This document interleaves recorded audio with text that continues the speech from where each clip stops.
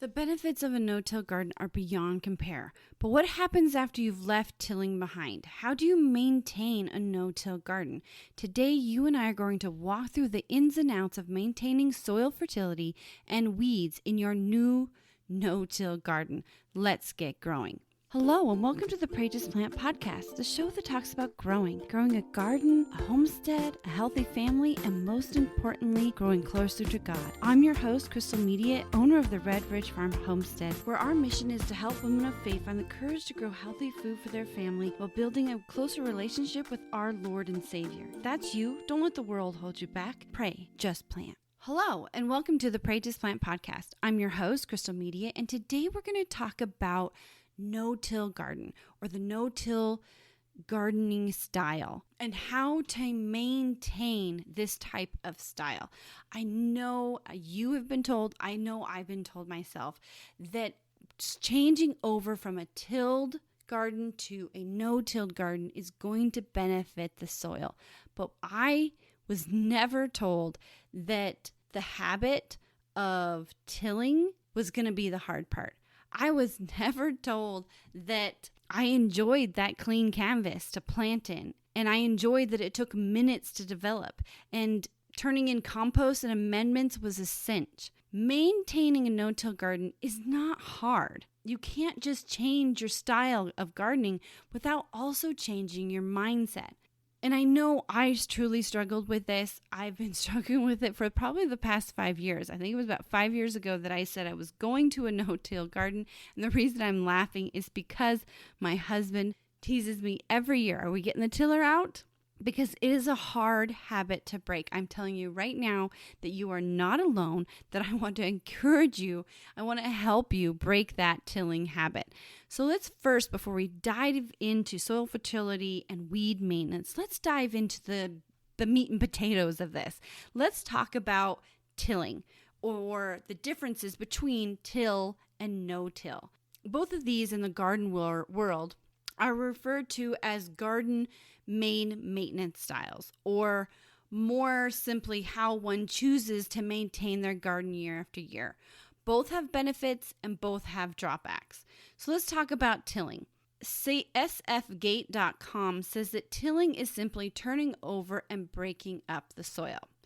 Now, you're going to see that tilling does have some benefits, and these benefits could make you think about why you tilled in the first place, why breaking this habit of tilling can be so hard. So the first benefit is turning or mixing in amendments into the soil. It's very easy to pull the little cord and push the rototiller and turn in amendments. It's very easy to also break up severe compaction. It's very easy to remove weeds quickly and mixing in organic matter. And it's very easy. In fact, I still encourage first gardeners to use a tiller to break up sod when starting a garden. But all of these things are the easy fix. And just like that, breaking up severe compaction, that's going to happen in your first years. And it's also going to continue to happen the more you till. So let's get into those drawbacks. So drawbacks would be not really beneficial to the worms and soil organisms, because as we till, many of them are killed. It's kind of a rude and shocking thing, but if you picture a town that has just been hit by an earthquake, you see that their town is not really all put together. You see that maybe some of the buildings are down. You see that maybe a few people have been hurt. You see that things have been very deeply disturbed. And that's what happens every time we till. We are truly disturbing and even ruining our soil and the environment that those microorganisms, worms, fungi, all of those organisms of the soil live in. Now, they can also, when you till, you can bring up dormant weed seeds. The Lord said that He would cover the earth, and that was a long time ago. So there's weed seeds or just seeds in the soil ready to come up and germinate anywhere, everywhere, because that's just the way the system is. Remember, a weed is just a plant that we don't want there. And so when we till and we make that beautiful bare soil, It ignites that burning desire to be covered up because it needs to be covered up. The soil is intended to be covered up, even though it may not be covered up with what we choose it to be covered up with. The soil does need to be covered and be protected from the sun and the environment. So that's another thing.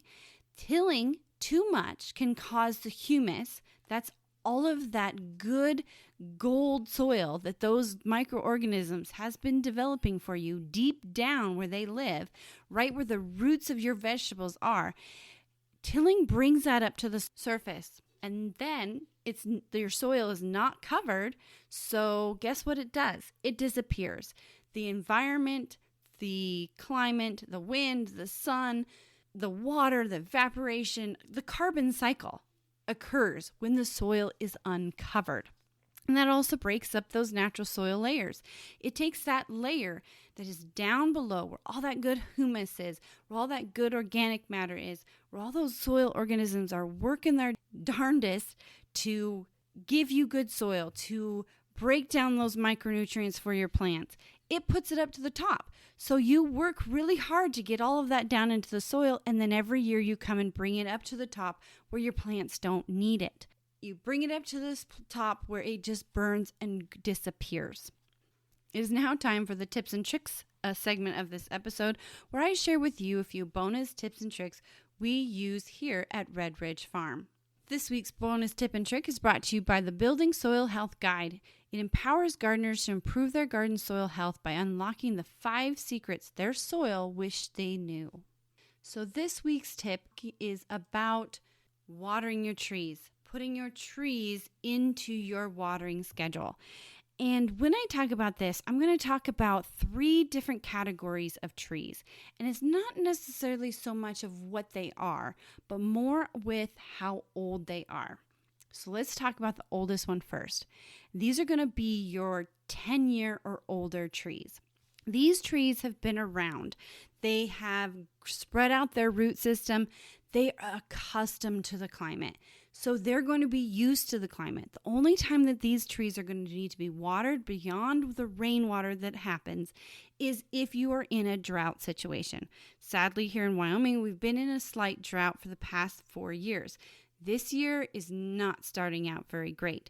So you want to make sure you take care of those 10 and older trees, especially in drought situations. The next group of trees is the trees between 10 and 5 years old. These trees have had time to establish their root system a little bit more than maybe a new tree or a 5-year-old tree, but they're not completely accustomed to the climate. So you're going to need to be watching these a little bit more closely. You may not need to water them as much as the 1-year to 5-year-old trees, but you are going to need to water them more than the 10-year trees. So just be aware of them. You're going to have to put them on their own schedule. Now, I can't tell you how much to water your trees. You just need to be aware of, like say right now, we have some really high winds happening here in Wyoming.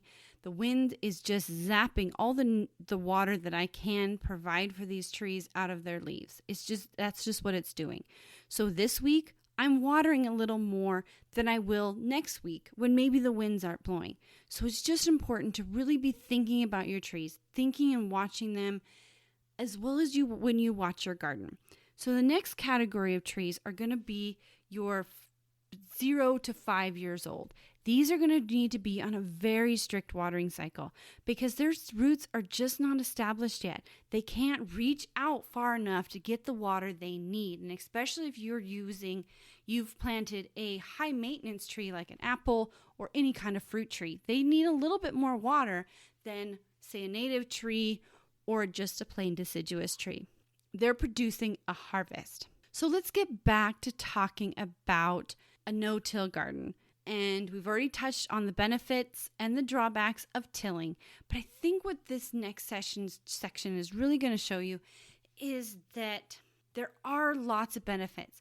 And this is what's going to encourage you to still continue to break those habits.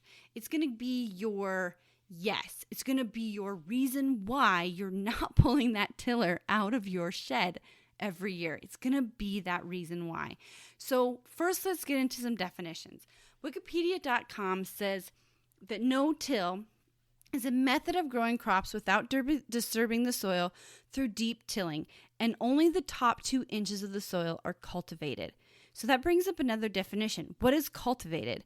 So cultivated, Mantis.com says, cultivating is breaking up the crusty soil surface, allowing for a much easier penetration of air and nutrients and water. So this is only when you've had a hard rain and you need to break up that, at least with my clay soil, it gets that really hard crust, or you've watered and and then you hit really dry winds like we're having right now, and it builds that crust. It's also going to be like when you break up with a rake that very top hard crust so that you can plant seeds. Cultivating is not going to be any deep turning of the soil. It's just that breaking up, kind of scratching of the soil in a way. So what are the benefits of a no-till garden?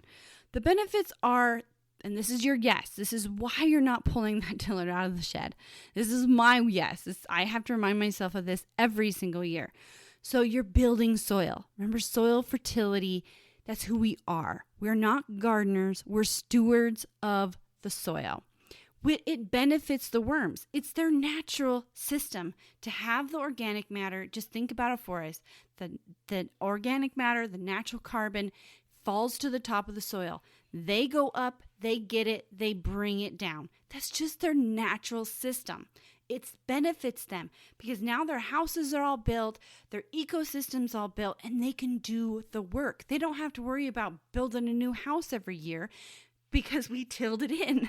So I know that's a weird analogy, but that's just something to be thinking about. You're also going to have less weeds. Now wait for this next part. Less weeds after the first year. So yes, that first year you're going to battle more weeds. Why? Because every year that you were tilling, you brought up more weeds. And I heard a great quote. I can't remember now who it was from, but they said 1 year of not taking care of your weeds, 1 year of letting your weeds go to seed can add 7 years to your problem. So every year that you tilled your soil, you added 7 years of weed seeds to that. Yeah. You heard me right. So that first year is really going to be hard. And that first year, you are going to want to crave to pull out that rototiller. Because remember, a benefit of a rototiller is what? Gets rid of those weeds quick, right? But you also have so many other benefits. Less watering. Because when you use mulch, mulch is easier to use when you don't till your whole garden in. You're not having to buy mulch every year.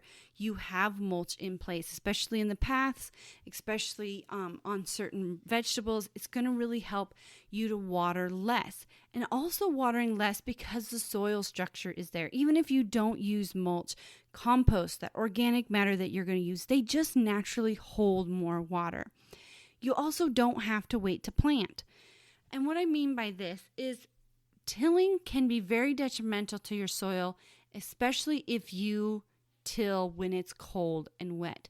So usually you have to wait to till. You have to wait to get into the soil to start growing. But a no-till garden usually, at least for myself, and we're going to talk about maintaining here in a minute, most people who do and are successful at no-till gardening use solarization to help keep weeds down. And that solarization is going to cover the soil. It's a tarp on top of the soil or some kind of cloth that's going to block out the weed seeds. It's going to protect the soil through the winter. And all you have to do next spring is pull it back. So it's going to be so much more easier to plant. It's also going to help retain carbon. So carbon in the soil is going to be pulled down into the soil. That's what naturally happens. Those microorganisms, the worms, they pull that carbon down back into the soil and it stays there. It doesn't get flipped over. It doesn't erode. It stays there for those microorganisms to break down and make you gold. It builds a soil structure. It just does so much for your soil. It also reduces soil erosion because it absorbs water. It doesn't have to run off as easy. It's going to absorb the water more quickly, so you're going to have less runoff. You're going to have less soil erosion because your soil is being covered. And it's also after the first year, it's going to save you time. So what are some drawbacks of having a no-till garden? Mindset. And I think we've talked about this before, and we're going to talk about it through the whole thing. That mindset that we need to change as a tiller, that we need to put our soil first, is easy to say, but to do is hard because it's changing a habit that's been ingrained in us. And it's that mindset that we need to change. You can't control weeds by tilling. Controlling weeds by tilling is so easy. You just start the rototiller and you till them in, right? It's just so easy. Then you risk the carrying over of plant diseases. So now this is something that's not very often talked about, but if you are putting new compost on your soil every year, this can be easily taken care of. This can be easily done also if you don't leave your produce, your vegetables, to rot in the garden. You clean it up every fall. Because those diseases that you might get on your plants, some of them can be harbored in the soil. And with tilling, you usually bring those up and they're exposed to the light. Another side note of this is that when we take really good care of our plants, when we really take good care of our soil first, disease is not really a problem in our plants. So this is kind of a maybe kind of drawback. It just really depends on your situation. It's going to take time. This is another drawback. It's going to take time and patience for your soil to rebuild itself. You have been tilling for a long time. Myself, I probably tilled for 12 years before I moved into doing a no-till garden. And even then, I tilled sometimes. Don't tell anybody. Yeah, I've told you. I tilled sometimes. It's really, really hard. That's why we're talking about this today. So it takes time and patience for your soil to rebuild. Soil takes time and it takes constant care. That's why you are a steward of the soil, not a gardener, a steward of the soil. It takes time. Everything takes time to repair. So it's just going to take time, and we just need to have the patience to wait for it. And also, another drawback is learning all the new tricks that you're going to have to learn to maintain and plant a no-till garden. And I promise we're going to get into those in just a moment. So you can see where I was a few years ago as a tiller and now as a non-tiller. I do think there are times when tilling is necessary, and I told you about that with establishing a new garden. Or when you want to add a really large amount of amendments, then you're going to need to till. You're trying to improve your soil, and sometimes you have to take drastic measures. So how do we maintain a no-till garden? Well, to begin with, we must first find the definition of maintenance. What is garden maintenance? What is maintaining? So dictionary.com says to maintain is to cause or enable a state of affairs as well as providing necessities for life and existence. So in short, garden maintenance is the cause and enables the continuance of providing your garden with the necessities for its life and existence. So what kind of jobs are there when we want to maintain our garden? Well, the most important, I think, are soil fertility and weed control. Those are really the best jobs that really the true jobs of a gardener is maintain our soil. Remember, we are soil stewards. And then the next thing is protecting our plants, right? Getting rid of the plants we don't want so the plants we do want can grow, can get all the nutrients they need. But we're going to take a moment. It is time for the Growing with God segment of this episode where we talk about our relationship with our Lord and Savior. So this week's verse is, "But you take courage. Do not let your hands be weak, for your work shall be rewarded." 2 Chronicles 15:7. There's so much to this verse, but I want to talk about the word rewarded. Do you look for the reward? Do you look for the reward when you've worked so hard in maintaining your garden? Or do you only just focus on the harvest? Do you only focus on the work that needs to be done? The weeding, the watering, the milking, all of those things. Do you ever stop and look at the reward your Lord and God has given you from all of your hard work. I know I have fallen into that trap so many times. I have become sometimes very stressed. I've become very tired, very exhausted. But when I take that moment to look at the reward, my strong hands the Lord has given me, what they have given me and my family, it's amazing. Yes, I go out and have to milk, but guess what? We haven't bought milk in over 5 years. Yes, I have to go cultivate the garden. I have to go weed. I've got to get the garden planted. We have not bought a lot of our vegetables for over 10 years. Yes, I have to go take care of the pig. I have to go maintain our meat chickens. We have to go do all those other things. We have to be out doing the hard work. But guess what? That is nutrient-dense food for your family. All of that hard work is not for naught. It is for your reward. That hard work will give you a reward, and the Lord is ready for you to see it. He wants you to see it. He wants you to take courage, and do not let your hands be weak and tired, for your work shall be rewarded. Yes, you are going to see a reward from all of that hard work, with your family, with the animals, with growing a garden, even that hard work of building that relationship with Him.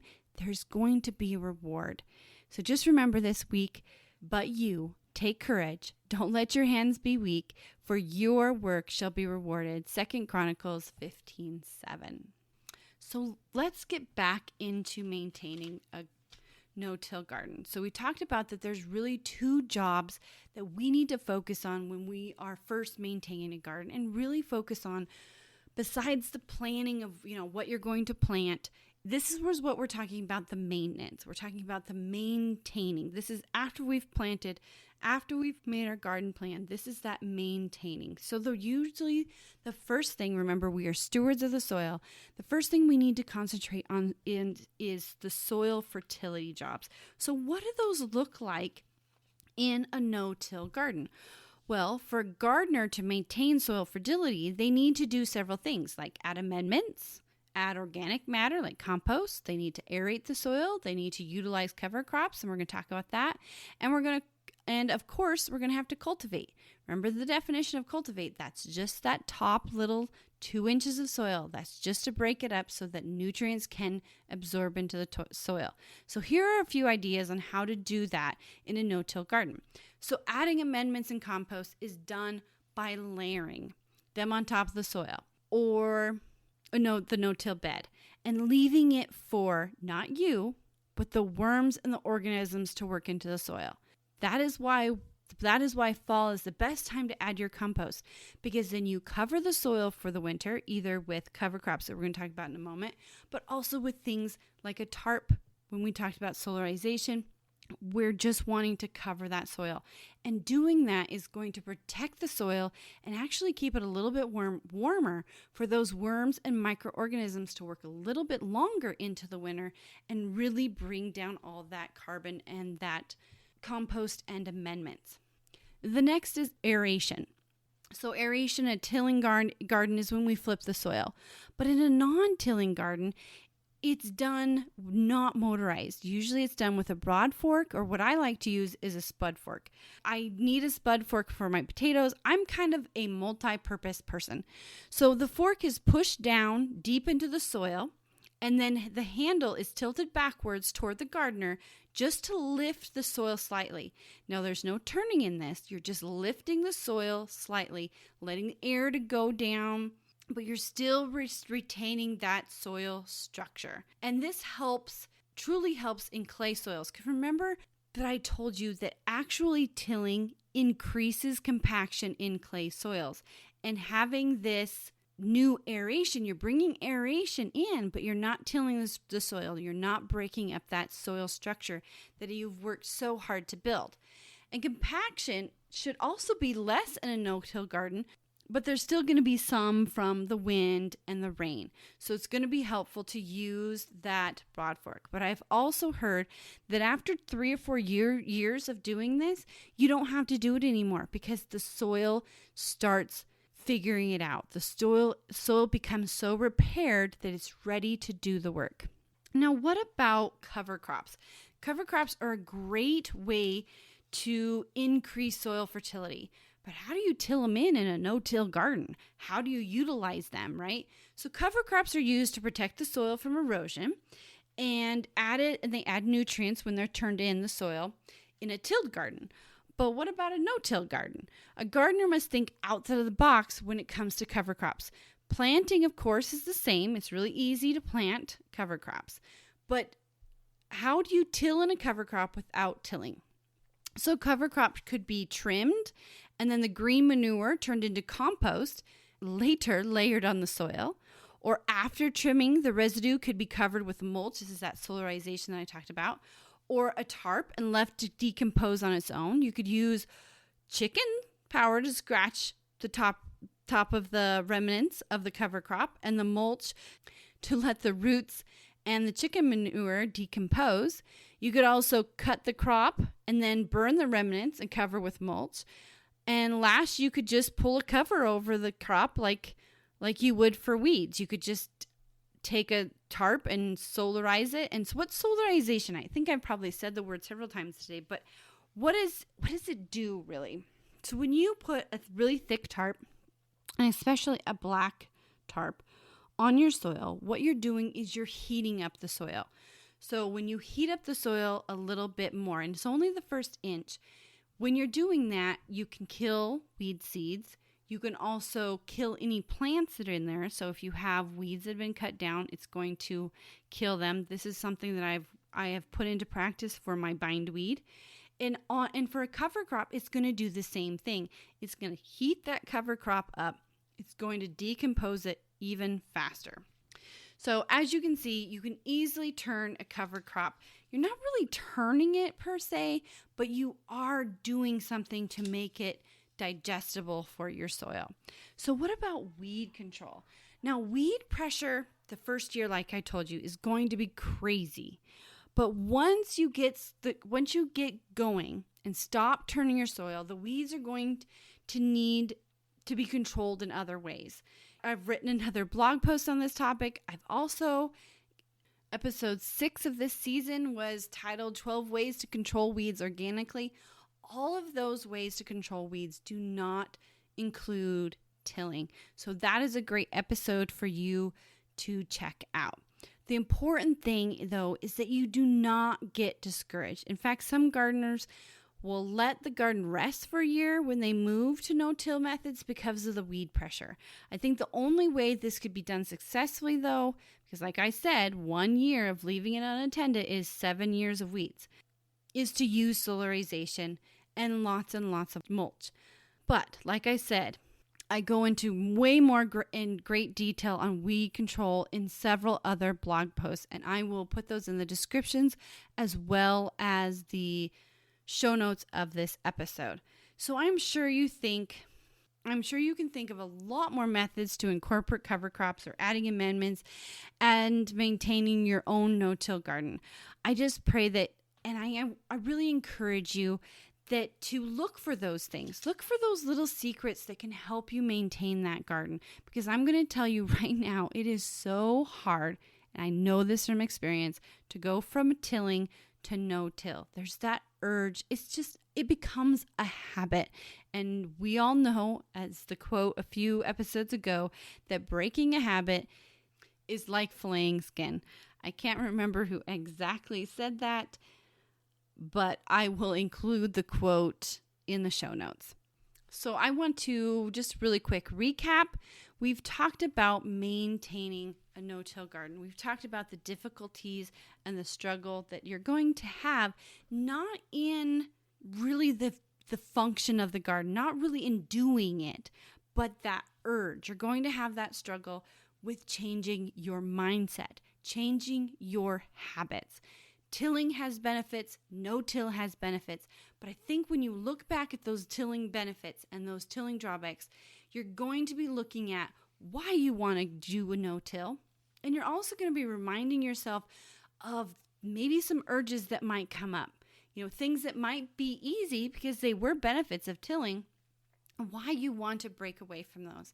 And then looking at the benefits and drawbacks of a no-till system. This is going to be your yes. This is going to be why you want to do this. That's how we change habits. That's how we change mindset, is we find the yes. We search for it, we find it, and it gives us the courage, it gives us the motivation, it gives us the courage to do the best thing for our soil. And also that maintaining means taking care. And the two best ways to take care of our soil is with soil fertility and weed control. And soil fertility is very easy to do when you think outside the box. Same with weeds. You really need to think outside the box. You need to think about organic ways of weed control. So I want to thank you for joining me today in this episode of the Pray Just Plant podcast. And I want to welcome you. If this is your first time, I want to welcome you to the Red Ridge Farm community of fellow growers. And just remember, don't let the world hold you back. Pray, just plant.